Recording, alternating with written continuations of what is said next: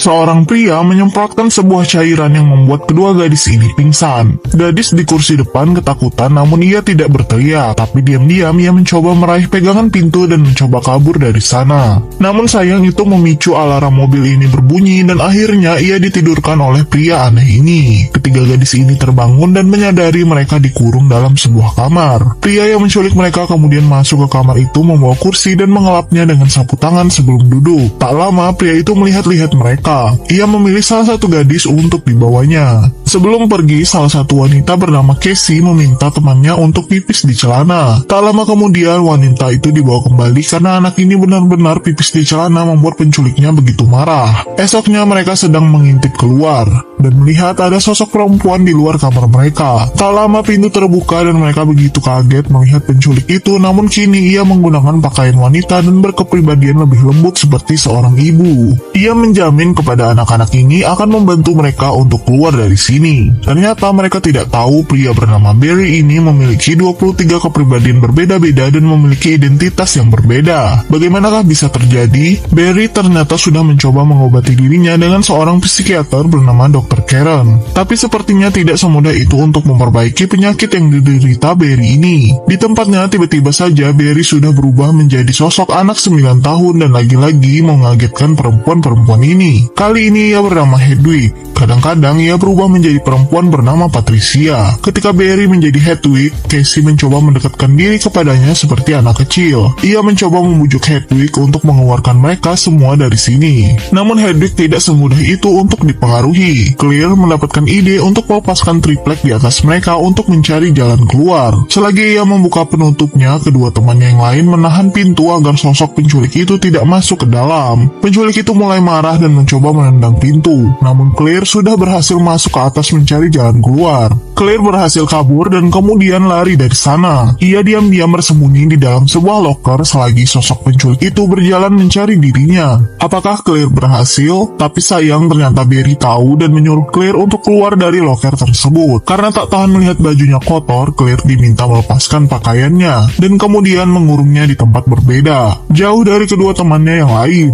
Hari itu ada janji temu Barry bersama psikiaternya. Namun psikiaternya merasa ia sedang tidak berbicara dengan Barry melainkan Dennis, sosok yang mengontrol kepribadian dalam diri pria ini. Karena Dennis mengidap OCD dan tidak bisa melihat benda kotor untuk tidak pada tempatnya. Dan psikiaternya yakin kepribadian yang lain tidak bisa keluar karena Dennis yang menahan mereka semua. Ketika pasiennya pulang, diam-diam psikiater Dennis memeriksa CCTV untuk melihat apakah ia benar Dennis atau bukan karena ibu ini sengaja menumpahkan sampah di depan kantornya. Orang normal mencoba menghindar, namun Dennis keluar dan melewati sampah-sampah itu tanpa menghindar. Psikiaternya tahu bahwa Dennis berpura-pura dan sedang diawasi olehnya. Hari itu kepribadian Patricia lah yang sedang muncul, dan ia meminta kedua perempuan ini untuk keluar dan makan bersamanya. Teman Casey mendapatkan ide untuk kabur dari sini selagi penculik mereka sibuk dengan makanannya. Ia kemudian melemparkan kursi kepadanya dan kemudian kabur keluar dari sana sementara Casey hanya diam saja. Kemanapun ia pergi, ia tetap bisa ditemukan oleh penculik mereka, dan akhirnya ia dikurung di tempat yang berbeda. Dan Casey kini hanya sendirian di kamar tersebut. Esoknya ketika terbangun, Casey kaget penculiknya itu ada bersamanya sedang memeluknya. Dan kali ini penculiknya itu sedang menjadi anak 9 tahun yakni Hedwig. Hedwig menceritakan bahwa ia sangat menyukai musik dan berkata ia memiliki radio di dekat jendela kamarnya. Casey kemudian mendapatkan ide dan mencoba memancing Hedwig yang kekanakan ini.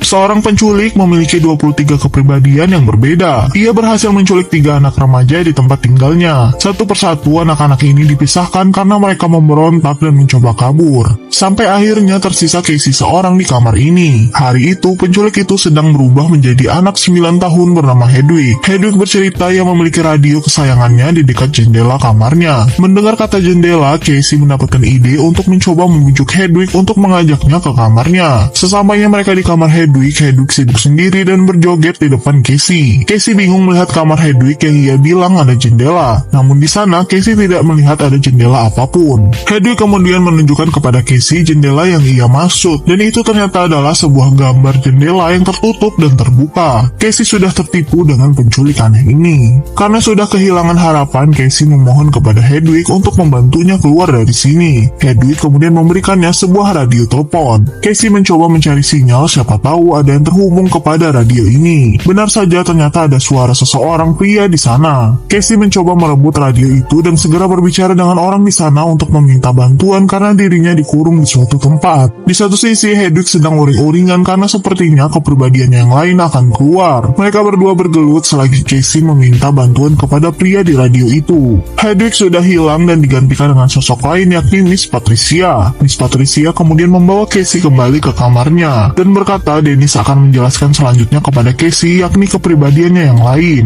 Diam-diam tanpa penculik itu tahu, Casey mengambil sebuah paku yang tergeletak di lantai, dan tak lama sosok lain dari penculik ini, yakni Dennis, datang ke kamar Casey. Ia menjelaskan kepada Casey bahwa ada sosok lain di dalam diri mereka, yakni bernama Beast, seorang monster yang mengerikan, dan meminta Casey untuk waspada. Di tempat berbeda, psikiater penculik ini mendapatkan pesan bahwa ia meminta tolong. Sepertinya kepribadian yang lain yang mengirimkan pesan itu. Jadilah akhirnya sang psikiater datang ke tempat tinggal Dennis. Ia disambut dan Dennis mengajaknya masuk ke dalam. Di dalam keduanya berbincang dan psikiater itu memastikan bahwa ia tidak melakukan tindakan apapun yang merugikan. Tak lama tiba waktunya ia akan pulang dan psikiater itu pergi keluar sendirian. Namun selagi ia berjalan, ia mencoba membuka salah satu pintu dan kaget melihat seorang anak perempuan yang terbaring di sana. Anak itu meminta tolong, namun Dennis sudah berdiri di belakang psikiaternya dan menutup pintu itu. Psikiater itu meminta Dennis untuk melepaskan anak-anak tidak bersalah ini. Namun Dennis kemudian memberi psikiaternya obat bius dan membuatnya tertidur. Ia membawanya ke sebuah ruangan untuk mengurungnya. Di kamar tempat anak-anak diculik, mereka masing-masing mencoba mencari cara untuk keluar dari sini. Begitu pula dengan Casey yang mencoba membobol pintu keluar. Penculik mereka sedang keluar membeli sebuah bunga untuk dibawa pulang. Selagi anak-anak yang diculik mencoba untuk kabur, Casey diam-diam membuka komputer milik Dennis. Dan ia banyak menemukan file dengan nama-nama yang berbeda. Ia mencoba membuka salah satu rekaman dan ternyata itu adalah penculik itu, namun dengan kepribadian yang berbeda-beda. Kepribadian yang tidak pernah ia tunjukkan.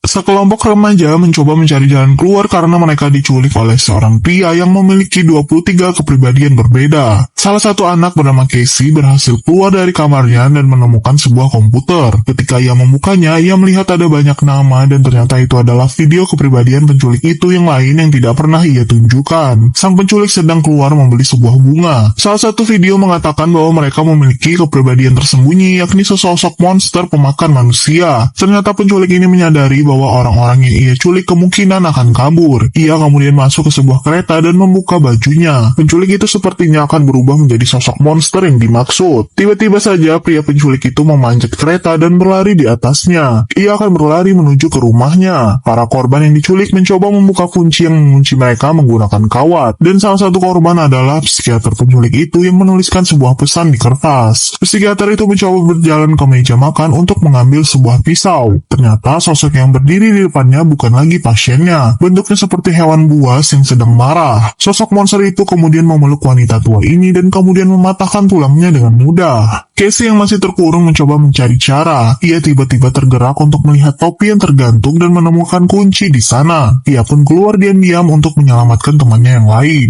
Ketika ia masuk ke sebuah ruangan, ia kaget melihat temannya yang sudah tewas. Kemudian ketika ia akan masuk ke kamar lainnya, ia melihat temannya sudah terbaring dan tak lama ditarik oleh seseorang. Sosok monster penculik itu tengah memakannya. Casey segera berlari dari sana sebelum monster itu juga akan memangsanya. Ia kemudian mampir ke sebuah ruangan dan melihat wanita tua yang tergolek tak bernyawa. Ia menemukan kertas di dekatnya bertuliskan panggil namanya Kevin Wendell Crumb. Casey menyadari sosok monster itu di belakangnya dan tengah memanjat dinding seperti seekor gorila. Kemudian Casey memanggil nama itu Kevin Wendell Crumb. Pria itu sempat terhenti. Kemudian Casey mengulangnya dan pria itu sempat mengamuk. Namun Casey tidak berhenti dan berteriak memanggil nama tersebut. Sampai akhirnya pria itu mulai linglung dan ingatan memori lamanya kembali. Ketika ia keluar, ia begitu bingung melihat ada Casey berada di sana. Pria ini bertanya-tanya apakah ada sesuatu yang buruk terjadi. Casey berkata ia membunuh banyak orang. Ternyata Kevin adalah sosok asli dari penculik ini. Ingatannya terhenti 5 tahun lalu dan kepribadiannya yang lain ternyata menguasainya. Ia menunjukkan Casey di mana ia meletakkan senjata dan pelurunya. Ia meminta Casey untuk menghabisinya saja. Namun kepribadiannya yang lain mulai menguasai tubuhnya lagi dan penculik itu mulai berbicara melantur. Sampai akhirnya sosoknya mulai berubah lagi menjadi monster dan Casey berhasil mendapatkan senjatanya. Ia berlari keluar sebelum dimangsa monster itu. dan kemudian menuju sebuah loker milik Kevin tempat pelurunya disimpan. Ketika Casey sudah bersiap menembaknya, sosok pria itu tengah bergelantungan dan sulit untuk ditembaki. Tapi pada akhirnya ia berhasil mengejar Casey dan Casey langsung bersembunyi di sebuah kurungan. Pria itu ternyata bisa dengan mudahnya membuka pintu besi itu. Ia juga tak terluka parah walau sudah ditembak Casey. Kemudian pria itu berhenti dan tidak jadi membuka pagar tersebut. Itu karena ia melihat tubuh Casey yang banyak bekas luka seperti bekas benda tajam. Pria itu akhirnya meninggalkan Casey sendirian. Sampai esok paginya ia ditemui oleh penjaga tempat ini yang ternyata adalah kebun binatang. Selama ini ia terkurung di dalamnya dan polisi berdatangan untuk memeriksa tempat kejadian sekaligus menanyakan kepada Casey.